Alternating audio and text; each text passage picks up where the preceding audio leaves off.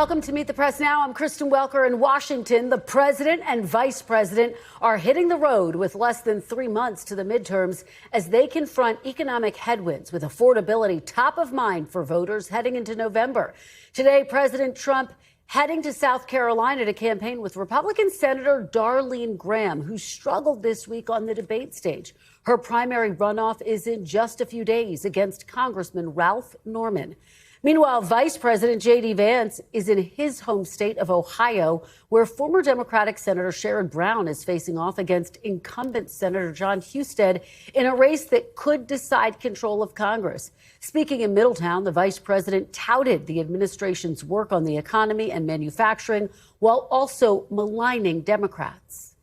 Whether it's child predators, Somali fraudsters, foreign gang members, or even visa fraudsters who are working to undercut American wages and steal from American taxpayers, the Democrats know who they stand for. It's anyone but you. Get out there and fight for yourself by telling the far-left radicals who have taken over the Democratic Party, this is not your country, it's our country, and we're going to fight for it. It all comes as recent polling shows the president is deeply underwater on issues tied to affordability.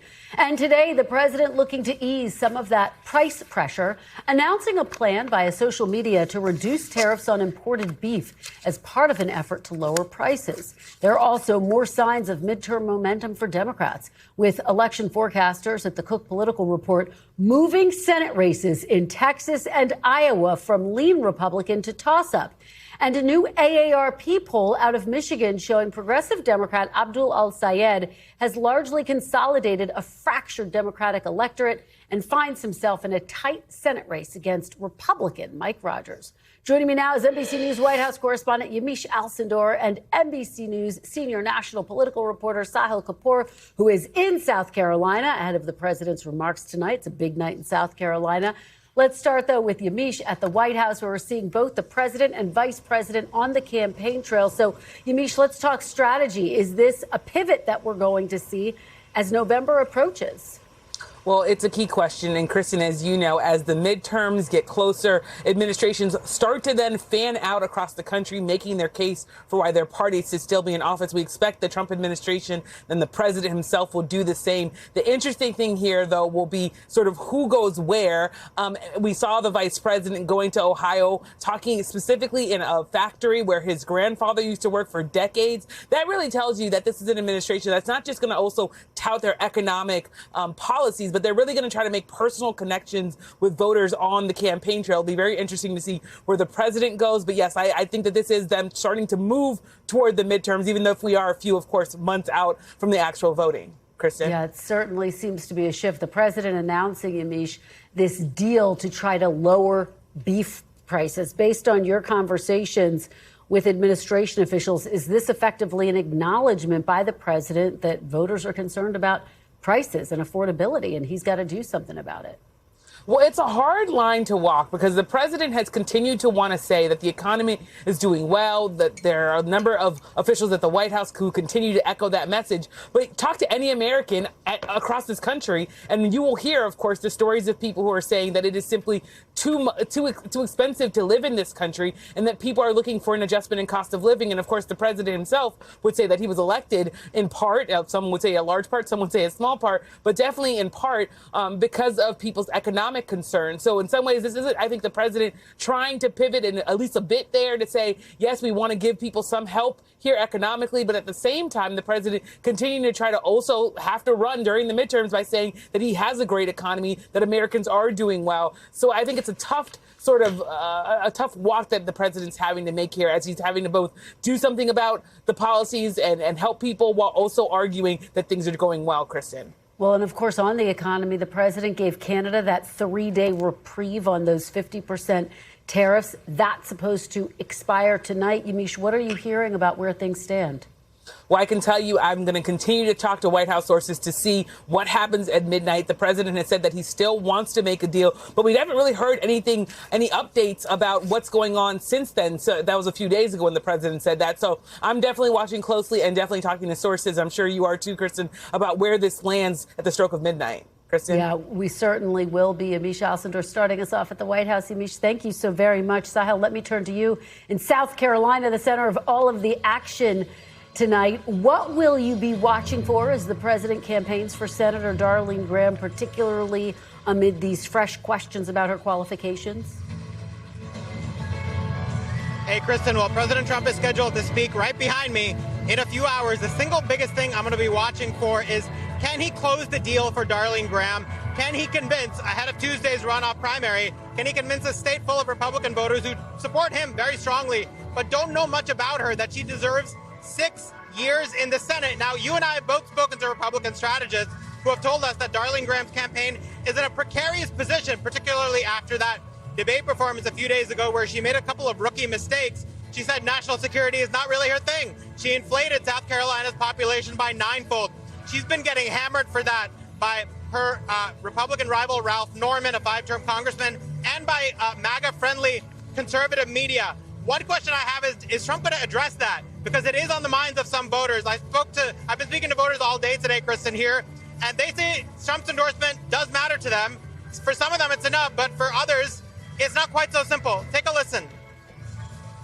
And who do you plan to support in the primary, Darline Graham or Ralph Norman? Probably Darline. And why is that? Honestly, I don't know as much about the platforms there, but if Trump supports her, I do too. Darline Graham or Ralph Norman? Darline. And why is that? Because Trump's endorsing her. Who do you plan to vote for in the primary, Darline Graham or Ralph Norman? I'm going to vote for Ralph Norman, unfortunately for Graham, but not to say, it's just that she's untested. Did you watch the debate? I'm curious if that moved you at all. I did, and that was part of the reason her answer on foreign affairs, when it came to China and Taiwan, it was really unclear that she knew her foreign policy. And to me, that was the biggest issue with me. Now, here's where it gets more interesting, Kristen. I spoke to other voters who are undecided. One woman told me she's undecided. She watched the debate. She was not happy with parts of Darline Graham's performance, and she wants to hear from her and from the president tonight, and we'll make up her mind then. Those are the types of voters that Trump and Darline Graham have to speak to and sell the deal on tonight. And they only have a few hours tonight and then a few more days to do it. Let me ask you about the Democrats, because South Carolina in focus for them as well. Pete Buttigieg will be in South Carolina. It comes after the DNC formally made the Palmetto State the first primary in 2028. What are you expecting from Pete Buttigieg? Yeah, Kristen, let's start with the fact that this fall, South Carolina is extremely unlikely to be in play for Democrats. So whoever wins this primary between Darline Graham and Ralph Norman is heavily favored to win the general election. Now, looking ahead to 2028, Pete Buttigieg is going to be in South Carolina tomorrow at an event hosted by the state Democratic Party in Florence, just about 90 minutes away from here. It's no coincidence that he's here. Pete Buttigieg ran for president in 2020. He wears his presidential ambitions on his sleeve. He's highly likely, it appears, based on all his signals, to run for president again in 2028. You know, one thing this state has a lot of, black voters in the Democratic primary. They were his Achilles heel last time. He needs to win, and any Democrat who wants to be the nominee in 2028 needs to do well with black voters. So I expect if he runs, he's going to spend a lot of time here. The Democrats in 2028 are going to be barnstorming all over South Carolina because it's the first primary. And then, Kristen, the irony, we're probably never going to see the winner of the primary again in the state because, again, it's a red state that Republicans are likely to carry in the fall. But in the primary, it carries added significance, huge significance for the Democratic Party. It certainly does. Let me ask you, Sahil, because, of course, we've been reporting on this week. Cook moved its ratings for the Texas and Iowa Senate races from lean Republican to toss-ups. What are your Republican sources telling you about how that's impacting their confidence of holding on to the Senate? There are growing concerns on the Republican side, Kristen. It's not that Republicans are giving up, especially in the Senate. They know they have such big structural advantages that if you look at the map, in any normal year, Democrats have no business even being competitive for the Senate majority. But right now it looks like a toss-up because the landscape, the political environment has broken so heavily against Democrats. If you just look at the key factors here that midterms come down to, presidential approval is one of them. President Trump's approval is very low. It's fallen as low as the mid to high 30s in some nonpartisan polls. There's perceptions of the economy. You just showed some polls that show his handling of the economy. Voter trust in him on the economy has bottomed out to unprecedentedly low levels in either of his terms. And then there's a question of who turns out, who has more enthusiasm. Right now, it's very clearly, according to just about all the data, the Democrats, Kristen. All right. Well, a lot of moving parts. Sahil, you are there to track all of it in South Carolina. Thank you so much. We appreciate it. And if it's Friday, we've reached the end of the road on our drive to Decision Day. Our own John Allen and crew have made their way to Omaha and Nebraska's 2nd congressional district, the so-called blue dot in the deep red state, with Democrat Denise Powell facing Republican Brinker Harding in a race to replace the retiring Republican Congressman Don Bacon.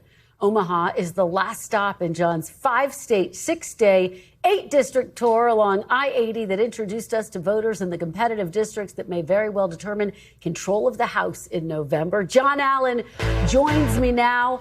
John, you have been tireless on this tour. It's your final stop. We have loved every stop along the way. Take us to Nebraska with you. What is at stake for Democrats in Nebraska's again, what we call the blue dot?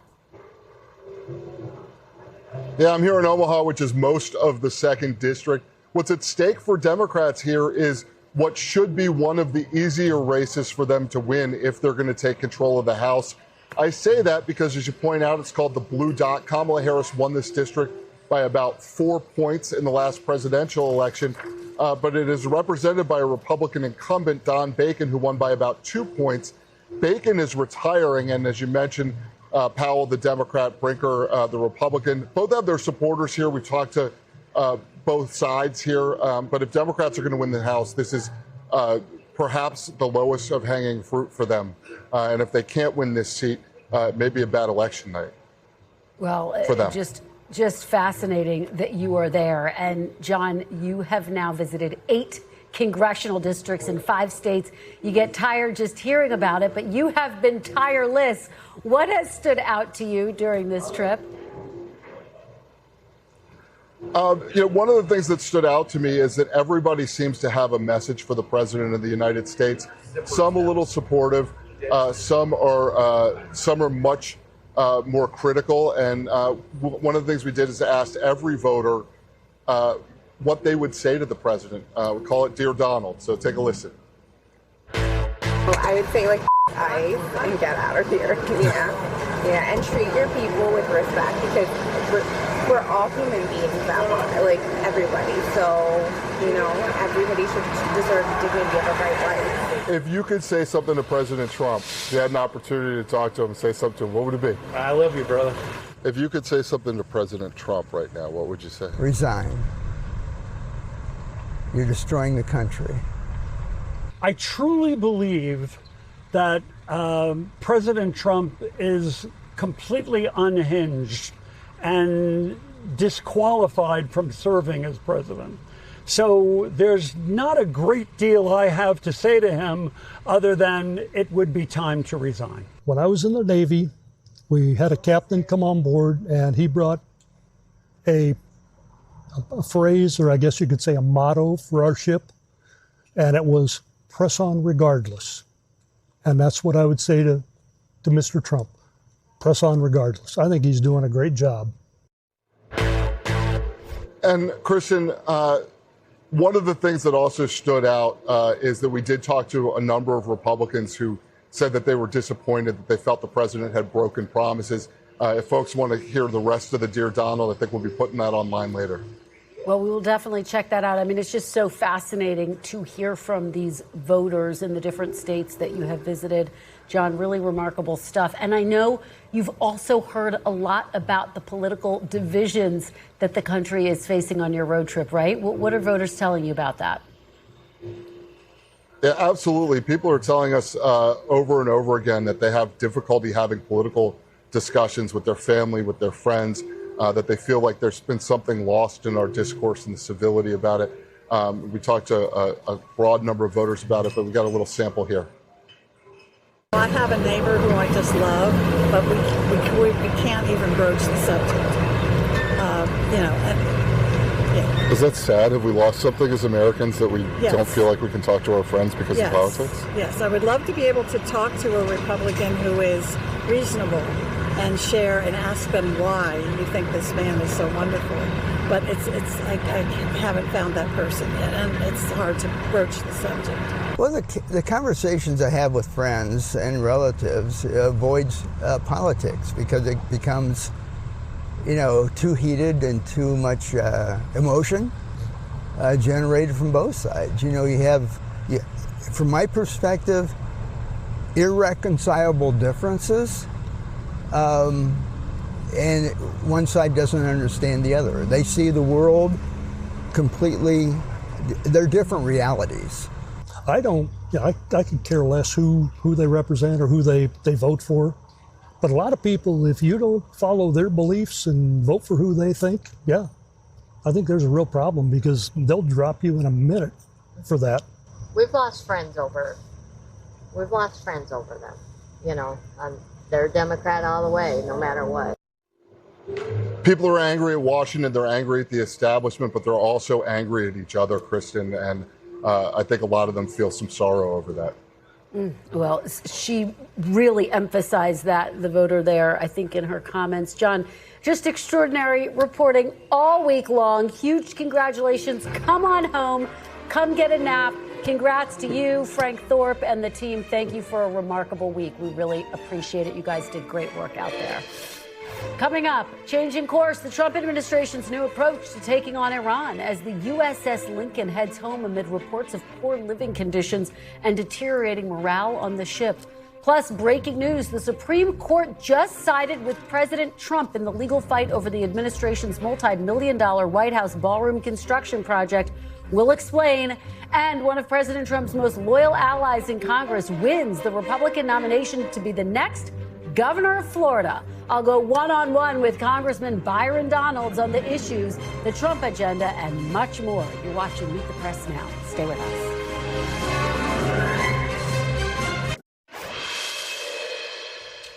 Welcome back. The USS Abraham Lincoln is on its way back to the U.S. after a more than 9-month deployment at sea. It comes after reports of deteriorating conditions on the aircraft carrier. Family members of sailors on the Lincoln telling NBC News about the lack of supplies and food and rising mental health concerns. It comes as President Trump appears to be pivoting away from a military strategy against Iran, instead ramping up economic warfare, as he calls it. Here's what Treasury Secretary Scott Bessent said just yesterday. It is at the president's discretion. If we are doing the maximum economic pressure, then that means that likely there will not be a large-scale kinetic restart. Joining me now is Elise Labid, host of the Cosmopolitics podcast. Elise, great to see you as always. Good to be with you. Here. Let's talk about this threat by the administration warning of economic calamity, new sanctions against countries who do business with Iran, maybe. What could that type of pressure actually look like? We haven't gotten a whole lot of details. Well, he's basically saying that any country that does business with Iran really has to choose. Does it want to, and this is what Bessent had said the other day. Do they want to do business with Iran, or do they want access to the U.S. financial market, which is really because the dollar runs, the dollar really rules everything. So that's a very heavy cost for countries. But then you look at something like China that imports about 90% of Iranian oil. China's already calling their bluff. China has a lot of leverage on rare earth minerals, on other types of things, and U.S. debt. And so, in theory, it sounds, a lot of people are saying, look, let's wind down the military campaign. We're stretched so thin. Let's do a huge economic crackdown. And this is a little bit what President Trump tried to do in his first term. Remember the pressure campaign? Yeah. But it remains to be seen whether he can pull it off. That's going to take a long time. To be fair, Iran is feeling the heat already. And now with the military campaign, with this blockade, they could feel it even more. But Iran has leverage, too. The Strait of Hormuz, there are ships going through, but certainly not as much oil. And then they have the Red Sea, which, working with the Houthis, they could close off at, if the Houthis want to close that off, that's the alternative route. And then the U.S. and its allies would be really in trouble. I want to get to what you wrote about the Houthis in just a moment, but I do want to get your take on what we heard from the president of Iran, who's notably calling for the war to end while he argues Iran is in a position of strength. What do you make of those comments? And is he aligned with the other forces that are running Iran and the other different factions that are running Iran right now? Are they on the same page? Look, there are internal dynamics there, just like there are here. I think reports of a split are a little bit overblown. It is true that there are some in the IRGC that want to go full throttle on the war, but others do see, you know, there's a certain amount of people that are kind of working together in Iran, and we know who they are. They're the IRGC rulers, they're the Speaker of the Parliament, Ghalibaf, they're the President, the Foreign Minister. I think that they think, A, they are in a position of strength relatively because they know President Trump doesn't want to renew military pressure. But they also see that what President Trump said about this economic campaign, that is getting them nervous because they do have to deliver on the campaign. Before the war, they were really in trouble with the people there. And if the economy gets much worse, then they'll see that renewed pressure. As strong as we see the Iranian regime is, it's still brittle in terms of the economy and the people. Well, I want to talk to you about your piece about the Houthis this week that appeared in the Washington Post. You wrote, the Houthis inserted themselves into this war at the moment their leverage was greatest, but aimed most of it at Saudi Arabia, not the United States or Israel, a deliberate choice that keeps the fight contained to a war they believe they can win. Explain what you mean by that and why that's so significant. So I think the Houthis are really interesting. Everyone considers them like a proxy of Iran, but when you talk to experts, they say no. They're more of a junior partner because the Iranians have financed them. They've, helped them with resources. But now they don't take orders from Iran. They cooperate with Iran, but they have their own command and control. They have their own weapons production. They're using part of the Yemen army. And so they work with Iran on common interests, but then they have their own interests. And that is in Yemen. They had that civil war with the Yemeni government and the supporters of the Yemeni government, and the Saudis were supporting them. And so if you remember, in about 22, 23, people were, especially the United States, but the West was really cracking down on the Saudis. Hey, too much humanitarian damage, civilian damage. You need to cut it out. And there's, look, the Saudis are griping. Listen, if you let us, I don't know if they could have taken care of the Houthis at that time, we wouldn't be facing the threat they are now. So what the Houthis are doing is, with all of this closure of the Strait of Hormuz, the Saudis are rerouting all of their oil through the Red Sea. And they're looking to some of the other countries to produce too. If the Houthis cut that off, then there's no alternative route. And where is the oil going to go through? And trade from Asia also goes through that route too. Well, it's just a fascinating mix that's adding to the urgency on President Trump to bring this war to an end. Elise Labott, thank you so much for being here. Thanks for your great insights. We really appreciate it. Always great to see you. We do want to turn to some breaking news. The Supreme Court ruled this afternoon the construction of the White House ballroom can move forward without congressional authorization, at least for now.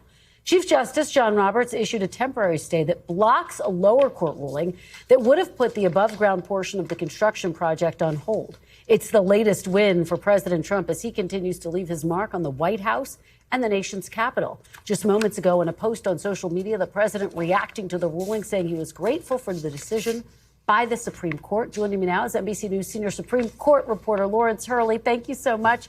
Really appreciate it. This is all just developing now. So what happens now in this legal saga over the White House ballroom? It's not quite over yet, right, Lawrence? That's right. I mean, there's two pieces to this, right? There's the practical impact of this order right now, which means that, as you said, construction can go forward. But the entire court, the 9 justices, haven't actually weighed in yet. And so this broader question of what the court's going to do, whether they might change course from this order that the Chief Justice put out, remains to be seen. Although I would say it's pretty unusual for the court to then do the opposite of what a single justice has done in issuing an order. But we'll see probably in the days to come what the court's going to do on this. So what happens next, and what's kind of the crux of the legal argument that the court is considering? Well, again, Kristen, there's two pieces to that as well, which is that the National Trust for Historic Preservation, which is sued to block the construction of the ballroom. And remember, we're just talking about the above ground portion of this project, which also includes a bunch of underground facilities which are not affected by this. And the National Trust is saying that the president simply doesn't have the authority to do this without the approval of Congress. But the second question, which may be the crucial one, is what does the National Trust actually have the ability to go into court and stop this based on just one member of the trust, who's a former trustee of the organization and a preservationist, because she has an objection on aesthetic grounds to this new construction going ahead. And there's plenty of legal experts who think the Supreme Court could just find that there's no legal standing, so they wouldn't actually reach that kind of merits question, and then that will make the case go away. All right. Lawrence Hurley, thank you so much for rushing to a camera. We really appreciate it to bring us the breaking news. More news and politics with the panel next. Stay with us on Meet the Press Now. Welcome back. Joining me now is today's panel, Lisa Desjardins, correspondent for the PBS NewsHour. Joel Payne, Democratic strategist and former senior aide for Hillary for America, and Stephen Hayes, editor and CEO of The Dispatch and an NBC News contributor. Thanks to all of you for being here on this busy midterms Friday. Lisa, let me start with you. We just got some pretty notable news out of Michigan, this new poll, and I think we can put it up on the screen. It shows Abdul al-Sayed even with Mike Rogers in Michigan. If you take a look, 48 to 47%. Obviously, that's within the margin of error. What do you make of this? Because Republicans were cheering that al-Sayed was the nominee. This is going to be a tougher race, it looks like. I am waiting for my Republican sources to text me, perhaps as I finish this sentence. They're going to be telling me why this poll is incorrect or might be misleading. But the fact of the matter, we do have questions about polls in the primary. The primary poll in this race was a problem. General election polling is a different matter. This is the first signal that perhaps Michigan is in a little bit of better shape than Democrats thought. The al-Sayed campaign, I was there on the ground, they're all about enthusiasm. They're all about trying to bring some new energy into the Democratic Party, bring in new voters. Maybe they're doing it. Well, Stephen, what do you see in this poll? And I think Lisa uses a critical word, which is energy. Yeah. We're seeing it on the progressive left. And of course, the question is, can he bring out new voters? Right. That's part of the strategy, at least, and it's a big question mark about whether he'll be effective at doing that in November. Yeah, can he energize the progressive base of the Democratic Party? I think the answer there is pretty clear, yes. The second question, I think, will be about independence. And, you know, as much as it might be a challenge, Republicans hope it's a challenge for Abdul al-Sayed to rally independents to his side. Donald Trump is struggling with independents right now. He's struggling with independents around the country. He's struggling with them specifically in Michigan. There was polling out in May and June that suggested he had an approval rating among independents in Michigan of 21%. That's a problem. If that's the way that Donald Trump's support for independents tracks through Election Day in November, I think it'd be very difficult for Mike Rogers to win. Joel, moderate Democrats were nervous about al-Sayed's victory. But again, this polling suggests that this is a real race. Do we start to see Democrats change where they're putting their resources based on some of this latest polling that we're seeing? I can't believe you found a nervous moderate. A couple of things. One, color me skeptical of any poll in this moment, because I think they can only tell us a little bit. However, look, this is a high quality poll. I believe Tony Fabrizio, who's the president's pollster, is associated with this poll as well. I think, look, it's clear that this is going to be a competitive race. I've seen some polls that had like Mike Rogers at 39%. I don't believe that. That's not what that number is going to look like in November. What it does tell me is that this is a race that's within reach if Democrats invest in it and if they unite behind Abdul al-Sayed.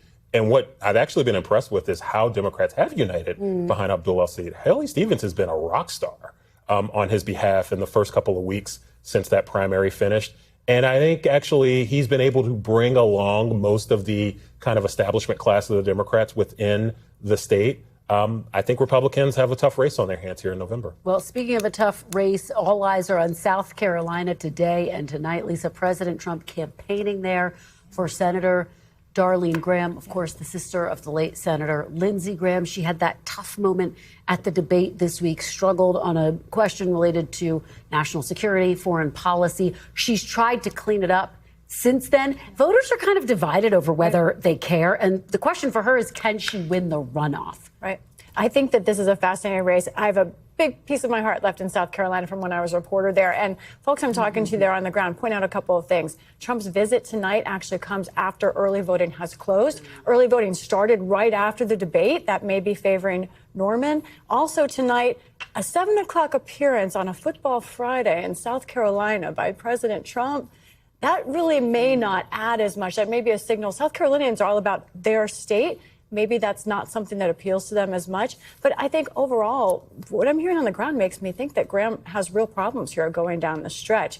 I don't know if this is close or not. There's not really great polling, but the momentum right now is on Norman's side. Yeah, Stephen, I'm hearing that the polling is kind of all over the place, and there are a lot of jitters about whether Senator Darline Graham can hang on to this. What are you hearing?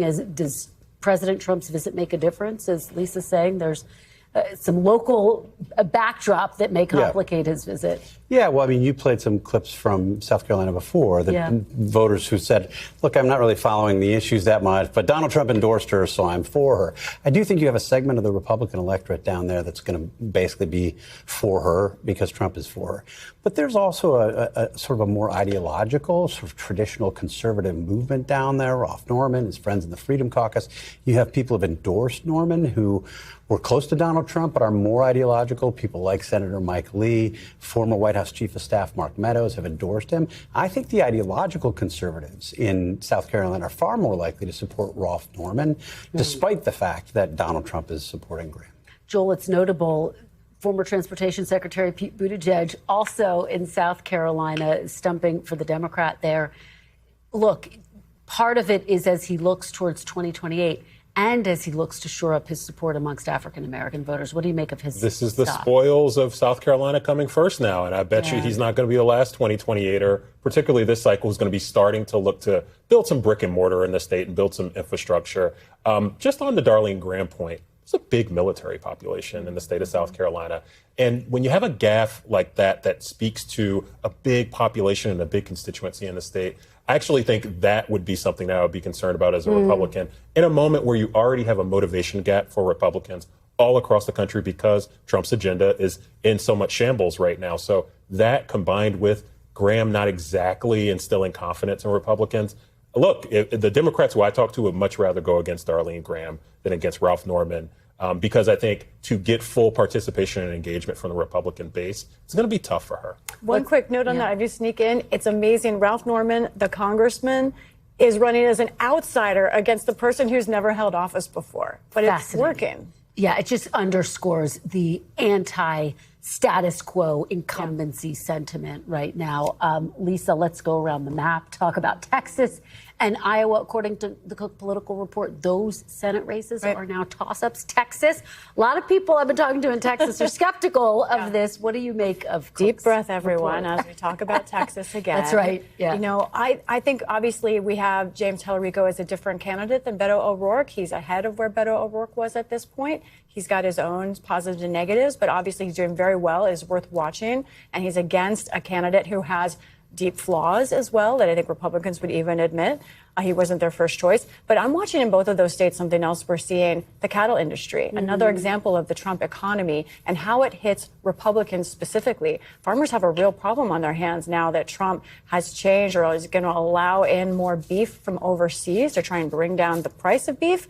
That's a problem for cattlemen who really are trying to rebuild their herds. They've had a very tough last year.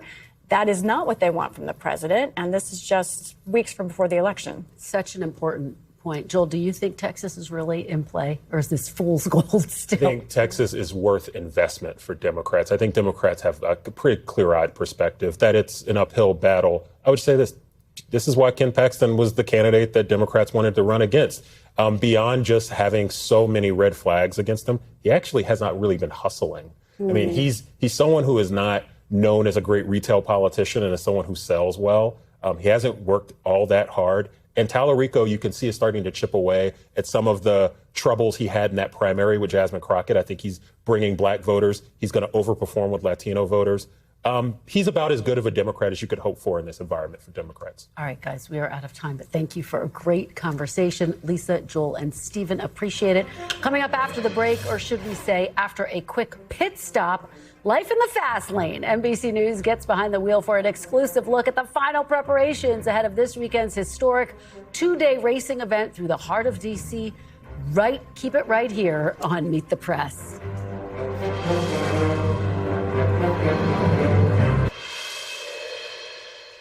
Welcome back. It's almost time to start your engines. This weekend, IndyCar drivers will be racing through the streets of D.C. for the Freedom 250 Grand Prix, celebrating the country's 250th anniversary. The course goes past several iconic D.C. landmarks, including the National Archives, the Smithsonian Museums, and the U.S. Capitol. NBC News reporter Gary Grumbach got a turbocharged look at this weekend's race. These cars are going a little bit faster than the usual speed limit here in D.C. That Pennsylvania Avenue traffic and the gridlock the city knows a thing or two about are giving way this weekend to the Freedom 250 Grand Prix, taking over the streets of downtown Washington, with drivers like David Malukas reaching speeds of 185 miles per hour. On race day, I mean, I just started to get a picture of seeing the sunshine over the Capitol building and doing the driver intros, the anthem. It's just going to be very cool because, like I said, we're celebrating America's 250th. That's where you're really going to feel that energy, how special it is. 12 American-made Chevrolet Indy cars will be racing, nearly half the field. It comes as GM is revving up their efforts to employ veterans across the company, from factories to dealerships, and investing $3 million in organizations that train vets in the automotive field. Studies have shown that only 1 in 4 veterans have a job lined up after retiring from the armed forces. General Motors is trying to change that. Navy veteran and active reservist Jesse Owuji drives a Chevrolet in NASCAR's O'Reilly Auto Parts series. They're basically going to create these pathways for people to transition out of the military, find a way into a career in the automotive industry, in the manufacturing industry, by getting them trained up, getting them all the tools and equipping them to have success in that world. And what's the story about an IndyCar race without getting a taste of the need for speed? Here we go. I was taken for a spin for a look at what the drivers will experience this weekend. What's it like for you to see the Capitol as you're driving here? This backdrop is absolutely amazing. No gridlock here. The Grand Prix marks the end of a summer of events marking the nation's 250th birthday. From a UFC fight on the South Lawn of the White House to the largest fireworks display ever produced. A 250-mile race for the history books as the nation's summer of celebration approaches the finish line. What a fantastic preview. Gary Grumbach made it out alive. Here he is. Gary, kudos to you. What did it feel like inside that car? Were you scared? You were going fast. It was exhilarating. You know, you haven't lived until you move past the federal courthouse at 140 miles an hour. It really was something else. And that was in a Chevy Corvette. These guys are going to be in Indy cars this weekend, going 40 or 50 miles an hour faster than we were going. It was really something. It's really, just the video alone is really something. Tell us a little bit more about this initiative that you talked about. So this is a super interesting initiative brought by General Motors and Chevrolet. They're realizing that so many veterans around the country, millions of veterans, don't have jobs after they leave the military, but they have so many skills that other Americans simply do not have. And so what they're trying to do is put $3 million towards organizations that help hire veterans and get them into jobs that they can then lead successful lives after serving our country. And you are going to be following all of the action this weekend. Talk to us about what you're expecting based on the interviews you got to talk to. So there's going to be 140,000 people showing up each day because there's some practice track tomorrow on Saturday, and then the actual race is happening on Sunday. President Trump will be there waving the green flag. He's also going to do a lap around the whole track in the Beast. Secretary Sean Duffy will be there waving the checkered flag at the end. So, of course, this is a big administration priority. It's something that President Trump has been focused on throughout the summer, making sure this happens and goes off without a hitch. And certainly there's going to be a lot of security there in D.C., as there always is for these kinds of events. But the officials are saying there's no active threats, and people are excited for a fun weekend. Well, that is for sure. A lot of people preparing to descend on the nation's capital. Gary Grumbach, great work. Thank you so much, and good luck this weekend. We'll be watching. All right, Congressman Byron Donalds will join us when we come back after a quick break. Stay with us.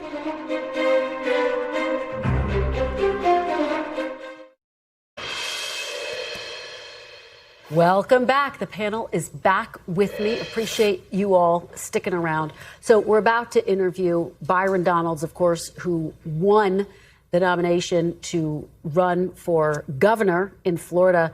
Stephen Hayes, let me kick it off with you. He'll be running against David Jolly, someone who's a Republican turned independent turned Democrat. How do you see this race going? What are you watching for in Florida?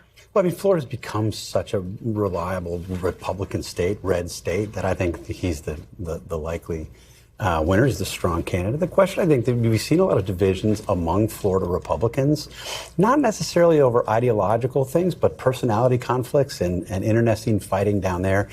Is Byron Donalds able to put that party back together and get them enthusiastic about being a Republican, about voting for him at a time when Republicans have some questions about Donald Trump and the national environment and how enthusiastic they are to be Republicans at all? What are you going to be watching for? And can a David Jolly win this race in a state, as Steve says, it's increasingly red? You know what I find fascinating? The two Democrats who are going to be at the top of the ticket for Democrats in the state, neither of them are really Democrats. Angie Nixon is someone who is identified as closely with DSA, and David Jolly is a former Republican who's now turned a Democrat. So I find that interesting because that just tells you how poor the Democratic brand is in the state.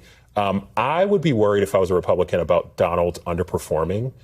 You look at that result from the primary, he got just a plurality of the vote.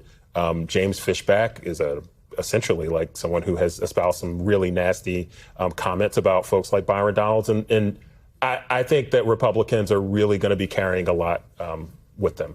All right. Thank you very much for sticking around. And joining me now is Florida Congressman and candidate for governor, Byron Donalds. Thank you so much for joining me. Congratulations on your win. We appreciate it. Thank you. It's good to be back with you. Good to have you back. And as we take a look and turn our attention to this race that you're in, the general election, I do want to start with one of the most important issues facing voters. Of course, that is the economy, affordability. Prices have gone up for Floridians under the last two Republican governors. If you become governor, how much time do you think you would need, Congressman, to bring prices down? Well, listen, it's a great question. Affordability is impacting Floridians. The first area we want to start is with insurance costs. We're already starting to see that some of the insurance loss ratios are coming down in Florida because of the tort reform that Governor DeSantis put into place a couple of years ago. We want to build upon that by doing a couple of things. Some structural reforms to Florida's insurance markets, in our CAT fund and other places. We also want to supercharge some of our home hardening programs. These are for the homes that were built before 1992 that were under the previous building code in Florida. We want to harden those homes quickly. We think by doing those things and a couple others, we can push costs down 20%. On taxes, that's actually going to be in front of our voters this November. We'll see what they decide on Amendment 3. If they don't vote for it, we're going to bring that issue back through our Tax and Budget Reform Commission next year with the goal of eliminating homestead property taxes in the state of Florida. If we can't get the math there, then we want to target relief to seniors on fixed income and working families. The third is with permitting reform. 30% of the cost of a new home is governmental permitting costs and timelines. We want to modernize that entire process, shrink those timelines down, pushing down the cost of delivering homes to working families in our state. Congressman, let me ask you about the broader economic environment. As you know, that's playing a big role in your race and every race right now that we are tracking. Gas and oil prices are up. Inflation is higher than when President Trump first took office. President Trump says he should be given an A+ on the economy. Do you agree? Look, I think the president has done a very good job on this economy, incredibly well. And here's why. Number one, wages adjusted for inflation are up again in the United States. Under the Democrats, their economic policy, wages adjusted for inflation were down, and very much so. That's where the prices just got completely out of control. Number two, when it comes to economic growth, we have had positive GDP growth. It's been actually quite strong since the president's come back into office. Number three, people being able to take more money home. It was President Trump's agenda, myself in Congress, and many and Republicans on Capitol Hill that moved to make sure that people who were on tip share weren't getting taxed, people who work overtime not getting taxed, the largest Social Security tax in America, tax cut, in American history for our seniors, a lot of them living paycheck to paycheck. And the fourth one that doesn't get as much credit is the Section 199A small business tax deduction that actually kept small business taxes low for our small businesses all throughout the United States. And we all know that 90% of all jobs come from small businesses in the United States of America. And so that's the economic agenda the president has delivered on. Let me ask you, though, look, inflation was at 3% when President Trump took office. It's now at 3.4%. He promised he was going to bring prices down on day one. Gas prices are up. Oil prices are up. Did he break that key promise, Congressman? Well, no, the president did not break that key promise. I think if we're looking specifically to oil and to gas, we all know that that's the Iranian regime who decided to put a stranglehold on the Strait of Hormuz because President Trump did the right thing in doing what was necessary to stop the Iranians from acquiring a nuclear weapon. And it's important that we talk about this correctly. If the president just let the Iranians get a nuclear weapon and ignore what was happening from a foreign policy perspective, yes, gas prices will be lower, but the Iranians would have a nuke. They will be threatening our allies in that region. And now we all know they have ballistic missiles. But hold on, Kristen, this is important. We know they have ballistic missiles that can reach Europe. That is a direct threat to our allies all through the Middle East and through Europe. And that would have larger economic consequences on the American people and our allies, not just for this year, but for decades to come. But President Trump promised he wasn't going to get the United States into another foreign war. Now, the U.S. has been in the war with Iran for more than 5 months. Congressman, what do you say to people who say that is a campaign promise broken, that they didn't want this war? Well, first of all, I would say look at President Trump's entire record, not just through his first term as president, but even through this one. The president has not put troops on the ground. The president is not committed to never-ending military entanglements like we saw with Afghanistan and with Iraq. But he doesn't have a way out yet. But he hasn't found a way out yet, Congressman. But I will also say you have to give the president the room to negotiate the end of the end of these proceedings, because at the end of it all, the Iranians were incredibly close to having capable nuclear weapons. We know they had more than 12,000 pounds of enriched uranium that was weapons grade. The president had to do what he felt, looking at the intelligence, needed to be done today. And I would say when it comes to these foreign policy issues, this is where it becomes very difficult in the press to litigate these things, because whether you're talking a Republican administration or a Democrat administration, the better question is this: would any president the last 30 years stand by and watch the Iranians become nuclear? Would any president stand by and watch that? And I got to tell you, Kristen, I believe that answer is no. Do I want to see $4 gas? No, I do not. I don't want anybody to have to pay that. I know working families just doing the best they can to make ends meet. They see that every day, and it's a struggle. But we also have to understand that if the Iranians had a nuclear weapon, that would put major geopolitical pressure on the United States and our allies, not to mention economic strain on our allies and us as well, because it would give the Iranians more control over the Strait of Hormuz if they had a nuclear weapon. Congressman, we're almost out of time, but I do want to let you respond to this. Your Democratic opponent, David Jolly, says voters want change, and he says you are, quote, more of the same. What do you say to voters who see you as a continuation of Governor DeSantis, and they say it's time to change the status quo? Well, first of all, let's be very clear. People are choosing to come to the state of Florida because they've left New York, they've left New Jersey, they've left California, they've left Oregon. I can go on and on. Connecticut, Massachusetts, you name the blue state. They've left those states for a reason. And they come to Florida because Florida is a common sense state where we prioritize law and order, limited government, free markets. We leave people alone, and they want to be a part of the Florida dream. David Jolly says he wants change, but what I fail to realize is that when you're the #1 state in all of America and you run the list, look at every metric, Florida is #1 top to bottom. Why would you change from that? What, does he want us to be more like Virginia or New Jersey or maybe Connecticut or maybe Michigan? inflation has gone up in Florida under Governor Scott, under Governor DeSantis, both in 2011 to 2019 to present. And unfortunately, we are out of time. I invite you to come back when we have more time to discuss. I will come all back because I want to answer that question because that's a very important question. I want to make sure I get to that one. Okay, fair enough. And we appreciate your coming on very much. We're going to be tracking your race closely. Thank you. Thank you for joining us. We'll be back Monday with more Meet the Press Now. And if it's Sunday, it's Meet the Press on your local stations. We'll have exclusive interviews with Senators Tim Scott and Chris Van Hollen. There's more ahead on NBC News Now. We thank you for watching, and remember, stay updated on breaking news and top stories on the NBC News app or watch live on our YouTube channel.